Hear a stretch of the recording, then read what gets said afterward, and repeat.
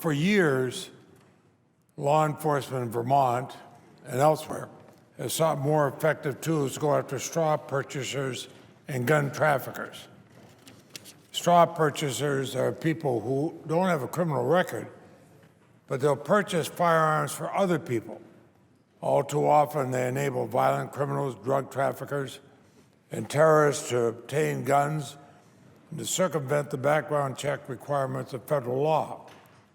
I know I find it frustrating. I'm a gun owner. I go through background checks. But when I think of drug traffickers getting guns to a straw purchaser, that's wrong. In fact, traffickers ship guns with impunity across state lines, not only out of Vermont to other parts of New England, but also along the southwest border, allowing them to conduct illegal gun transactions in our cities and towns. The law enforcement officers who try to stop this have been hamstrung because under current law, there is no federal statute specifically prohibiting either the practice of straw purchasing or firearms trafficking. So today I'm reintroducing legislation with the distinguished senator from Maine, Senator Collins, to plug those gaps in the law. The Stop Illegal Trafficking and Firearms Act of 2016 would make it a federal crime to act as a straw purchaser of firearms or to illegally traffic firearms. It would also establish tough penalties for anyone who transfers a firearm when they have reasonable cause to believe it will be used in a drug crime or crime of violence or act of terrorism.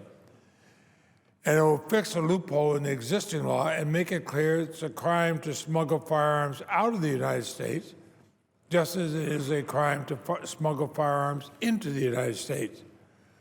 We've got to do more to protect our communities. The heartbreaking reports of mass shootings have become all too common, and no corner of our country is immune from the tragedies that accompany everyday gun violence, not even Vermont. Criminals in search of firearms exploit gaping loopholes in our gun laws, and they utilize straw purchasers and trafficking networks or unregulated gun markets.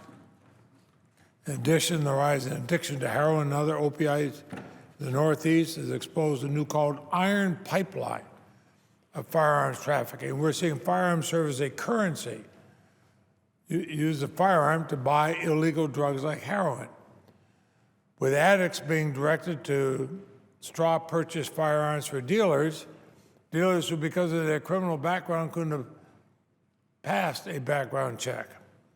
In Vermont, for example, federal investigators have reported increasing instances of straw purchasers buying guns for drug dealers or finding guns that are acquired in Vermont being trafficked to criminals in other states like New York or Massachusetts or Connecticut, where the guns are traded for heroin or used in violent crimes.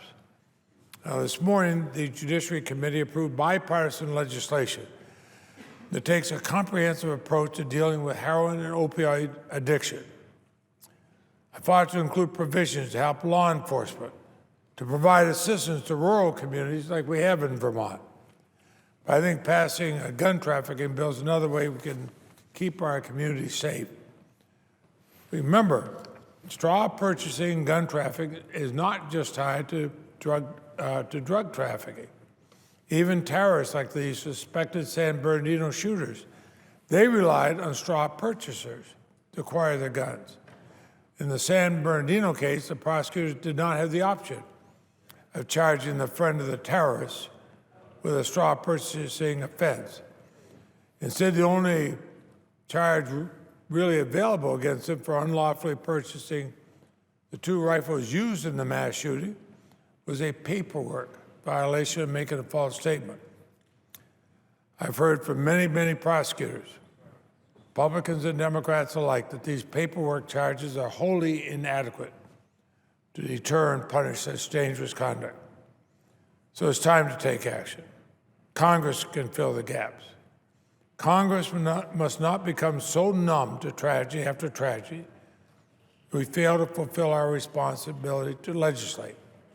And it's true that no one piece of legislation can prevent all criminals from acquiring firearms, or certainly won't solve the epidemic of gun violence. but that's not an excuse for inaction.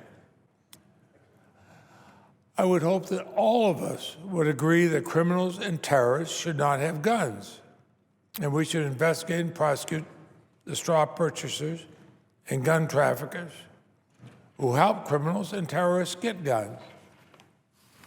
That's why this bill has a strong support from law enforcement groups like the National Fraternal Order of Police, the International Association of Chiefs of Police, the Major Cities Chiefs Association, the Federal Law Enforcement Officers Association, the National Tactical Officers Association, the National District Attorneys Association, and the Association of Prosecuting Attorneys.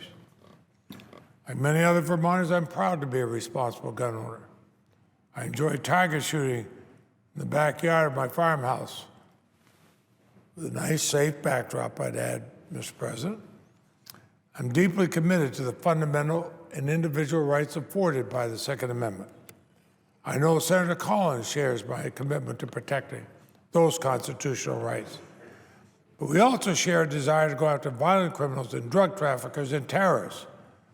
We don't want to hand guns to violent criminals, drug traffickers, and terrorists.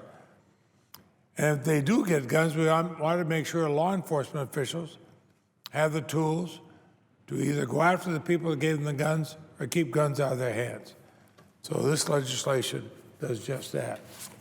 Mr. President, I yield to my good friend, the senior senator from Maine.